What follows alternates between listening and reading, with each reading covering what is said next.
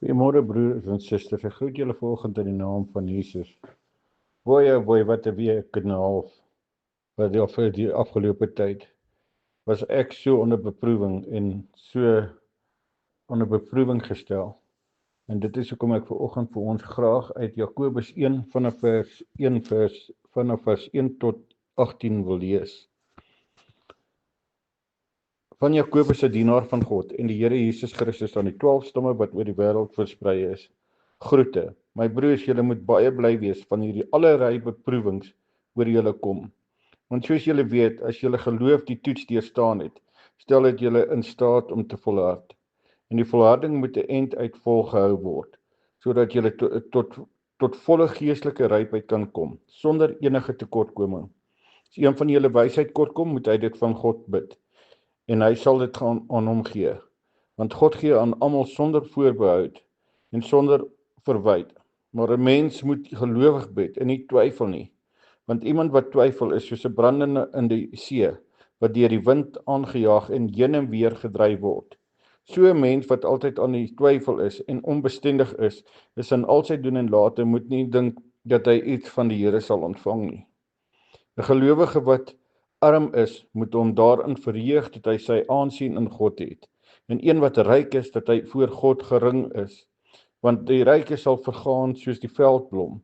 As die son met sy gloeiende hitte opkom, verskroei dit, die plante groei en die blomme val af, en die pragt is daarmee heen. So sal die ryke ook tussen al sy bedrywighede deur vergaan. Gelukkig is die mens wat versoeking standvastig bly. Ek lees weer, gelukkig is die mens wat versoeking standvastig bly. As hy die toets deurstaan het, sal hy as oorwinningsprys die lewe ontvang wat die Here beloof het aan die wat hom liefhet. Iemand wat in 'n versoeking kom, moet nooit sê ek word deur God versoek nie, want God kan nie die verlei word nie, en self verlei hy niemand nie. Maar 'n mens word verlei deur sy eie begeertes wat hom aanlok en saamsleep. Daarna, as die begeertes bevrug geraak het, bring dit die sonde voort, en as die sonde ryp geword het, loop dit uit tot op die dood. Moenie jouself mislei nie, my liewe broers. Elke goeie gawe en elke volmaakte geskenk kom van bo. Dit kom van die Vader wat die hemelligte geskep het, maar wat selfs nie soos hulle verander of verduister nie. Omdat sy wil was, het God ons deur die woord van die waarheid tot die lewe gebring, sodat ons, om dit so te stel, eersteling kan wees van alles wat hy geskep het. Het jy al ooit die term strukturele integriteit gehoor? Dit is 'n ingenieursterm wat verwys na vermoë van 'n item om sterk onder 'n las te staan, sonder om te breek of te vervorm. 'n Brug of gebou mag nie oopgemaak word vir die beoogde openbare gebruik as dit nie die toets van strukturele integriteit geslaag het nie. En sodra dit in gebruik word, die ingenieurs geprys vir die doel van die strukture wat gedien word, om vrag te dra waarvoor dit bedoel was, sonder om vorm te verloor of af te breek.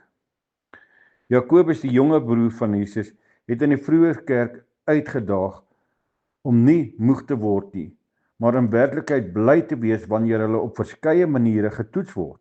Want wanneer ons op die proef gestel word, kan ons geloof ten volle ontwikkel word, sonder om iets te kort te kom. As volgelinge van Jesus moet ons nie ongetoets deur die lewe gaan nie. As manne van God word ons veral nie van die toetse van ons tyd verskoon nie. 'n Onbeproefde man is 'n ontbrekende en onvolledige man. Soos jy deur Jakobus 1 lees, kan jy 3 tipes toetse identifiseer: beproewing, verdrukking en versoeking. Beproewing is 'n uitdaging en onsekerhede wat ontstaan waar wysheid nodig is. Dit is die soort toets waar ons deurgaans om ons pad moet navigeer, 'n bietjie met ons innerlike self moet onderhandel en self sekere waarhede oor situasies moet begryp. En die enigste manier om hierdie beproewings te navigeer is om wysheid van God te vind, sonder om te twyfel en van een oplossing na die volgende te spring. Dit toets ons standvastigheid. Beproewing is die dinge wat ons nie noodwendig kan sien kom, verbied of antwoorde het nie. Dit is dinge soos siekte of vervolging, onderdrukkende en depressiewe situasie. Toe Jakobus hierdie brief aan die vroeë kerk geskryf het, was vervolging aan die orde van die dag. Jode en Christene het vervolging regdeur die Romeinse ryk in gesig gestaar. En Christene is veral deur die ryk geteken, sowel as die streng Joodse gemeenskappe, waarvan hulle voorheen deel was. Die stryd was werklik en die beproewinge meer fisies, as wat selfs sommige van ons sou dink. Maar die kerk het sterk gestaan. Mans het sterk gestaan, en hulle geloof was volmaak onder die las. Hulle integriteit was stewig ten spyte van geweldige maatskaplike druk. So kan joune, ten spyte van siekte, kan jou geloof versterk word, ten spyte van onderdrukking van die samelewing en die depressie van binne, kan jy met integriteit staan en wees 'n man met volledige karakter, nie ongetoets nie. Versoekings is niks nuuts vir enige iemand wat vir meer as 'n week met God wandel nie. Veral ons warmbloedige mans. Versoeking is al dinge wat die vyand na ons gooi om die maklike uitweg te neem of om te draai of terug te draai op Jesus vir die meeste mans. Dit blyk meestal fisies te wees, maar die versoeking is geestelik.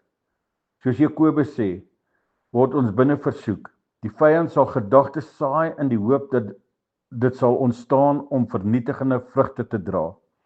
Hy sal ons natuurlik die begeertes identifiseer en ons behoeftes om hepsig te word verlig.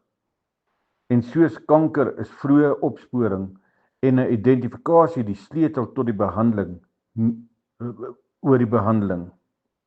Soos geboue en brûe word ons manne uitgedaag om te toets van die tyd te deurstaan en weer as ons mense wil word ten volle ontwikkel en rein. Dink oor na die volgende. Wat het jy waargeneem as die belangrikste toetse van jou eie karakter as man? Hoe sal jy sterk en onreukbaar staan en volkome man van God word? Waarvoor het jy vandag spesifiek gebed nodig? Bid daaroor. Kom ons bid. Ons hemelse Vader, ja Here, die vraag wat gevra het, wat het jy waargeneem as die belangrike toetse van jou eie karakter in 'n man? Here, het ek net besef dat ek net sterker in U moet word, Here.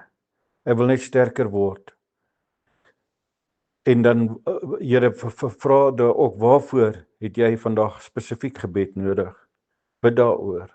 Here, in my gebed vandag is, Here, dat ons soveel keer faal, Here, wanneer ons onder hierdie verdrukking en onder hierdie toetse geplaas word, dat dit lelik van ons uitkom, Here.